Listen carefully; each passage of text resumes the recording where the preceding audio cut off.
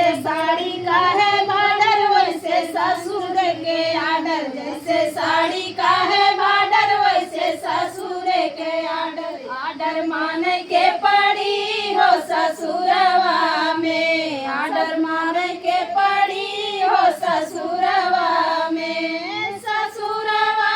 में हो ससुरवा में हो ससुरवा में, आर्डर माने के पड़ी हो ससुरवा में, आर्डर माने के पड़ी हो ससुरवा में। जैसे पानी कुआं का ठंडा वैसे ससुर जी का डंडा, जैसे पानी कुआं का ठंडा वैसे ससुर जी का डंडा, डंडा झेलै के पड़ी हो ससुरवा में, डंडा ससुरवा में हो ससुरवा में हो ससुरवा में, डंडा झेलै के पड़ी हो ससुरवा में, डंडा झेलै के पड़ी हो ससुरवा में। जैसे चाबियों का गुच्छा वैसे देवर जी का गुस्सा, जैसे चाबियों का गुच्छा वैसे देवर जी का गुस्सा, गुस्सा झेलै के पड़ी हो ससुरवा में, गुस्सा झेलै के पड़ी हो ससुरवा में,